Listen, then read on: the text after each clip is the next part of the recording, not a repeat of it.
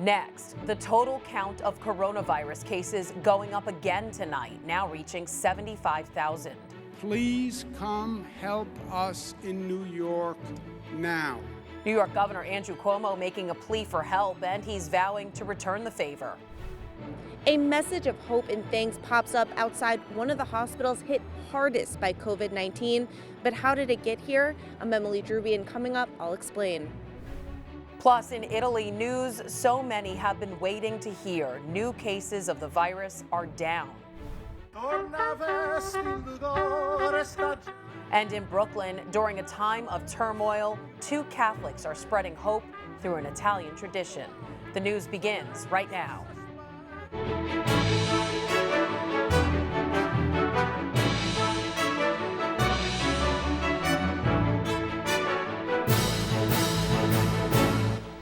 Good evening, I'm Christine Persichetti. The unrelenting coronavirus pandemic is punishing New York. Tonight, there are over 75,000 people suffering from the disease, and more have died from the virus in the U.S. than from the terror attack on 9/11. Across the state, we're running out of doctors and nurses, prompting Governor Andrew Cuomo to issue a plea. I am asking healthcare professionals across the country, if you don't have a healthcare crisis in your community, please come help us in New York now. Some relief has arrived here in New York City in the form of the U.S. Naval Hospital ship Comfort. On board, 1,000 beds and more than 1,100 medical personnel ready to treat patients who are not fighting the coronavirus.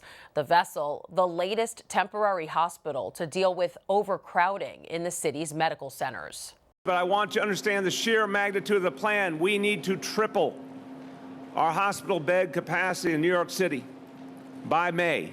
The Wall Street Journal reports one city hospital is asking doctors to think more critically about which patients get ventilators. Inside one of New York's intensive care units, a nurse practitioner showing the harsh reality. She spoke with CNN. It's as bad as I've ever seen anything before. And these are patients that are the sickest I've ever seen. This as officials brace for the days ahead in emerging hotspots across the country, like in New Orleans, Detroit, and Miami. 3 out of 4 Americans are under stay-at-home orders. That's more than 250 million people. President Donald Trump says it's unlikely he'll enact them nationwide. We've talked about it. It just was something that was very unwieldy, very tough to enforce, and something we didn't want to do. California is also looking for more help from the federal government. Like New York, the governor there says the state needs equipment and more healthcare staff as coronavirus-related hospitalizations doubled in the past 4 days. Back here at home, another field hospital is being set up. The U.S. Tennis Association says the home of the U.S. Open will be a temporary hospital. The plan is to build a 350-bed facility at the Billie Jean King National Tennis Center in Flushing Meadows, Queens. The spokesman said for now, the indoor complex would not likely include any coronavirus patients. This year's U.S. Open is still set to begin in late August. Now the details about the pandemic's attack on New York. Across the state, there are more than 75,000 cases. 1,550 people have died. The number of tests completed statewide tops 200,000. In the city, there are 43,000 plus infections being treated. The number of infections is overwhelming the city's hospital system, leading to the emergency facilities we're telling you about. A look inside Brookdale Hospital in Brooklyn shows just how dire the situation is. Currents News' Tim Harfman has more. The intensive care unit at Brookdale Hospital and Medical Center here in Brooklyn is at capacity. Patient beds are lining the hallways of the emergency department. Every corridor, every corner, every ward. Bring the juice. Bring the juice. The hospital now inundated with those suffering from the virus. Well, this is a war zone. It's a medical war zone. Every day I come in, what I see on a daily basis is pain, despair, suffering, and healthcare disparities. Through Sunday afternoon, Brookdale said it had at least 100 confirmed cases of COVID-19, with nearly 80 awaiting confirmation. More than 20 people have died so far from the disease. We are scared too. We're fighting for your lives and we're fighting for our own lives. We're trying to keep our head above water and not drown. The staff's facing a rising tide of cases. They're in dire need of supplies and spiritual strength. We need prayer, we need support, we need gowns, we need gloves, we need masks, we need more vents, we need more medical space, we need psychosocial support as well. It's not easy coming here when you know that what you're getting ready to face. Brookdale needs more of everything. The hospital has 370 beds. They'd like to add many more, expecting the pandemic to get worse. I don't really sleep that well at night. I worried about my family, I worry about my safety, I worry about my colleagues, I worry about how the shift is going to be the next time I come. Dr. Mollett says this is a marathon that healthcare workers alone cannot win or even finish. This is why we're begging everyone not just to only put that pressure on the emergency department, but also for everybody to help us to help them by staying home. She says it will take everyone pulling together. She fears the worst is yet to come. In Brooklyn, Tim HARFMANN, Currents News. Some workers on the front lines are turning to God to ask for his intercession during this pandemic. God, grant us favor as we seek your face, oh God. These New York nurses are all members of the Christian V1 Church. They're praying for the Lord's intercession in this crisis to help the sick and the families who are unable to visit loved ones in the hospital. The video already has close to 14,000 views. An emergency task force is delivering critical supplies to help Catholic Charities Brooklyn, Queens cope with the crisis. Hundreds of boxes of gloves and sanitizer are being dropped off to the agency.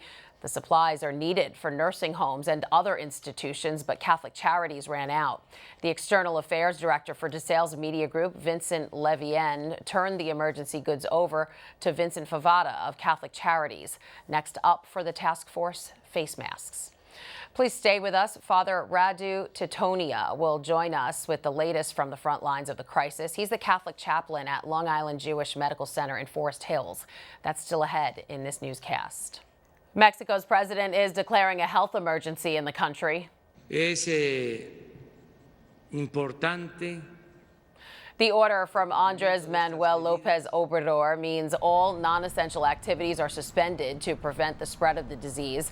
There are nearly 1,100 coronavirus cases in Mexico with more than 24 deaths. The lockdown will run until at least April 30th. From Italy comes a possible glimpse of light at the end of the tunnel. New infections are going down while the number of people recovering from the virus are rising. Melissa Butts has an exclusive report for us from the Vatican. A new glimmer of hope is spreading throughout Italy as Monday marked a 2-week low in new coronavirus infections and also a record high in those who were cured, 1,590. Italy's ban on a nationwide lockdown for a month, marked by deserted streets and a few masked people out for essentials. But numbers prove the quarantine may be working. Italy has 105,792 coronavirus cases, but new infections started declining over the weekend, and 15,729 have fully recovered. Of the 77,635 active cases, only 4,023 are in critical condition. It's comforting. We hope people will continue to behave and the virus doesn't continue to spread.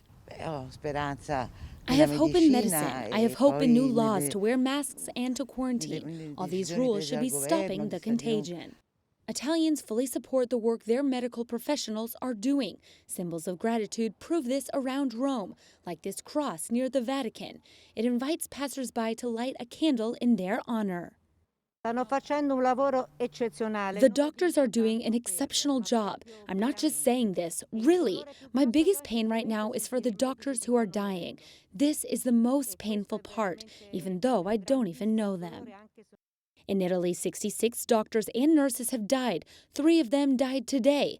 Currently, 8,956 healthcare workers have the virus. But despite it all, signs of hope hang from windows, rainbows painted by children with the words "Tutto andrà bene," which means everything will be okay. The quarantine in Italy has been extended until mid-April, but many people think that it will last even longer. But if the number of new infections continue to decrease, it could end even sooner. At the Vatican, Melissa Butts, Currents News. A top Vatican cardinal is hospitalized tonight with the virus. Cardinal Angelo De Donatis is the Vicar General for the Diocese of Rome. The Pope's right-hand man is running the Eternal Cities Church. The cleric is running a fever, but his condition is currently good. The cardinal assists the Holy Father in his role as the Bishop of Rome. During his daily mass at Casa Santa Marta this morning, Pope Francis said a prayer for people living on the streets during the pandemic. Preghiamo oggi per coloro che sono senza fissa dimora in questo momento dove ci chiede di essere dentro casa.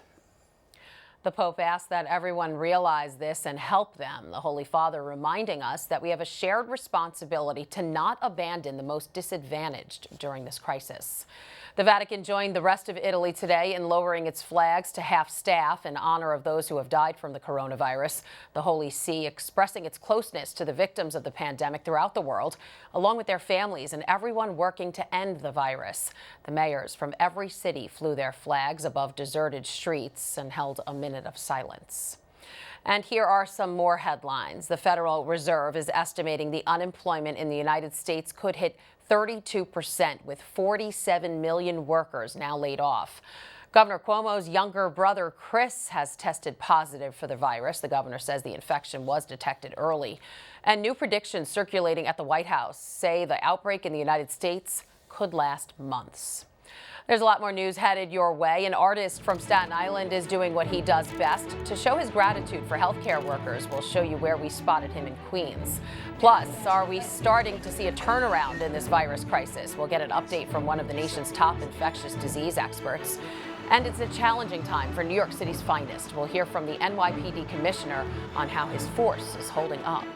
Do you have a story idea or want to share a tip? Email us at newstips@desalesmedia.org or call our 24-hour number 718-517-3122.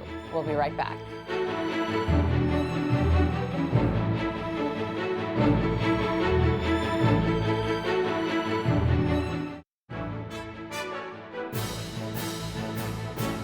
See, that makes their day. That means the world to me. An artist bringing joy to a hospital hit hard by the coronavirus.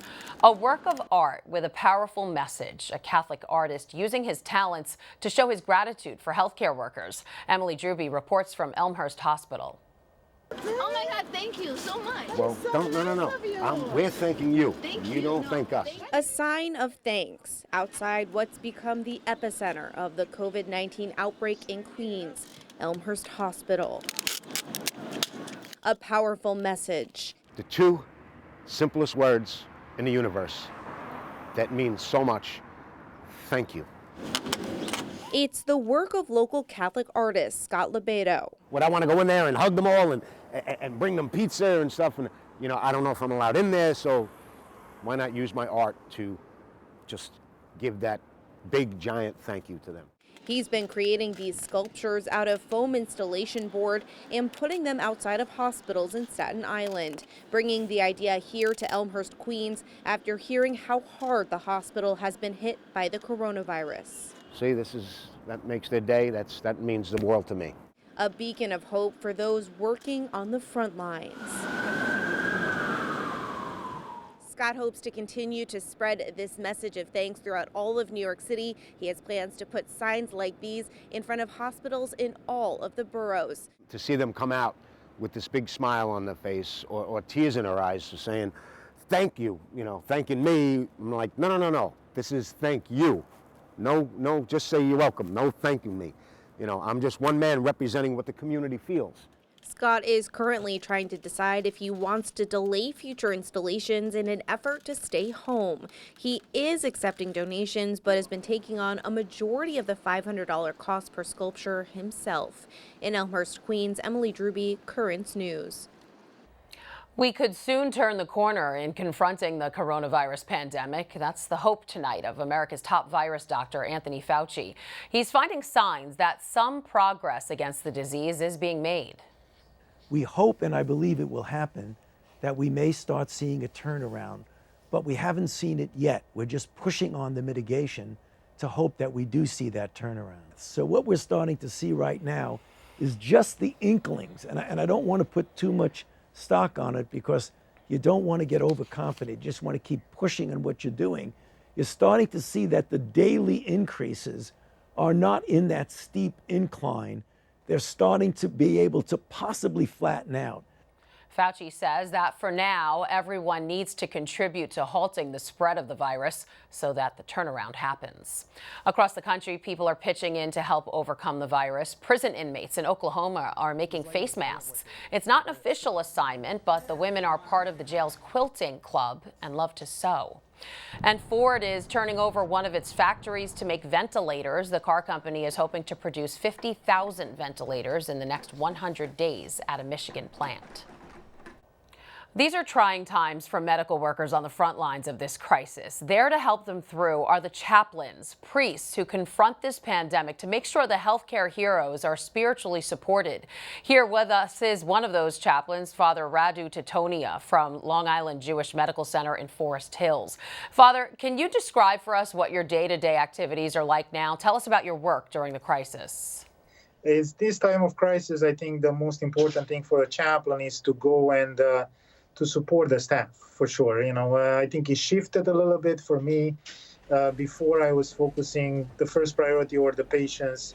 Right now, I think the first priority is still the patients, but, at the same level, I think is the staff and supporting the staff of my hospital, because they are really going through a tough time.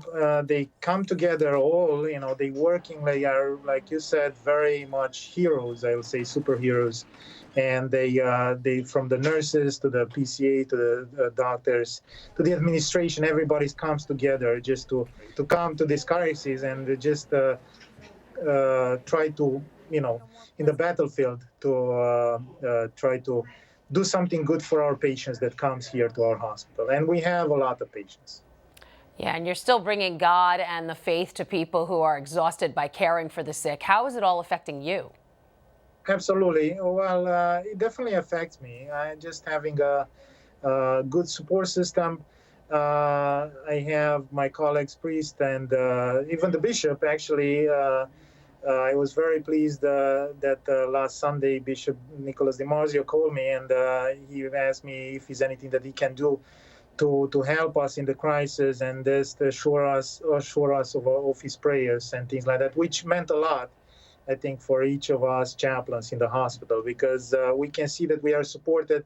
The vicar, Bishop Chapetto, also, wanted us to get the support that we need in this crisis, so that we know we are not alone and we can continue to do the work in the front line and try to support our staff in order for them to give the best care they can to the patient, and hopefully majority of those patients will be healed. Yeah, this crisis is unlike anything we've experienced before in our lives. What are you saying to the medical professionals under your spiritual care? Well, the medical professional, I always emphasize that we don't know exactly how, we don't know exactly when this will stop, but what we know through our faith is that God is in control somehow, to the situation. And definitely he needs us. He wants us to be his hands of healing in this very moment. Absolutely. And as someone who's also on the front lines, what do you want to say to the people at home about this pandemic? Mainly just stay at home, keep a social distance. Follow definitely the masses that we have online and all the services that we have online. I think it's a great tool in this very moment of crisis. And even if it's we are apart when it comes to our bodies, we definitely in communion when it comes to our spirit. And you can feel the prayers. You can feel the prayers of thousands and thousands of people, hundreds of thousands. They are praying around New York. For us to be strong and for the front line to keep on doing the good work that they do already. So coming back to the people at home, just to stay at home as much as possible, to pray hard, and also to not lose the belief, because I think, like I said, God is in control somehow. We might not know how, we might not have a rational explanation, but definitely our faith is telling that He's in control, and He will pull us through this, but we have to be together, and we have to keep together. All right, Father Radu Titonia, hospital chaplain at Long Island Jewish Medical Center, thank you for joining us. Thank you very much for the interview, and may God bless us all and keep us as safe as possible. And just keep up with the good work, please, okay? The cops protecting the city are on the job around the clock, even though more of them are getting sick. Police Commissioner Dermot SHEA is giving New Yorkers a rundown on how the force is handling the crisis. Not only are we enforcing social distancing, we're still making gun arrests.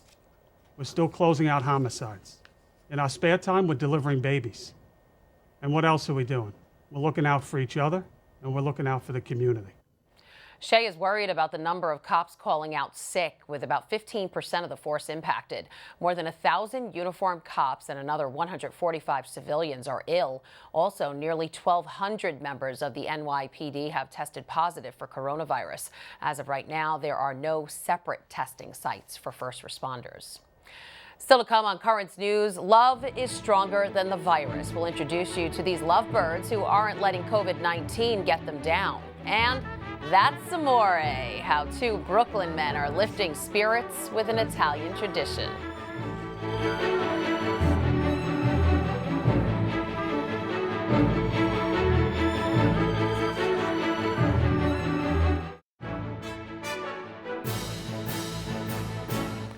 The Mother Cabrini Health Foundation is pledging $50 million to support the health needs of New Yorkers during the virus crisis. The organization will be sending the money to nonprofits across the state, including Catholic charities, hospital systems, and other groups.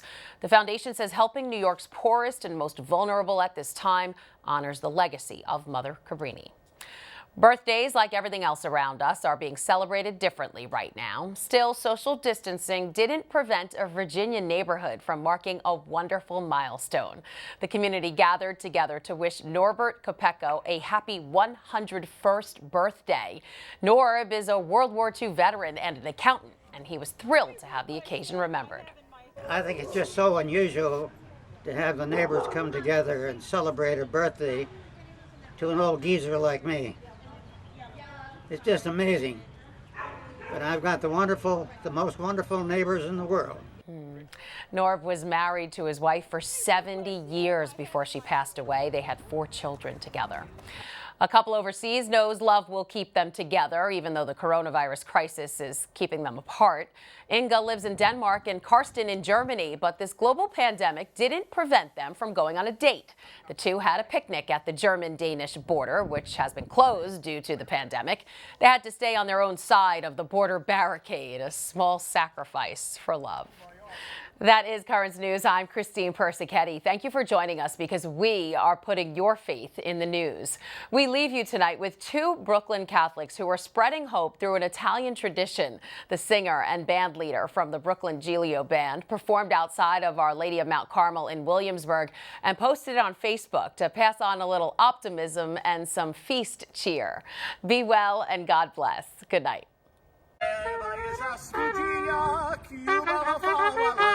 Sul capo al raccomando, casta da comana, cubala la manese,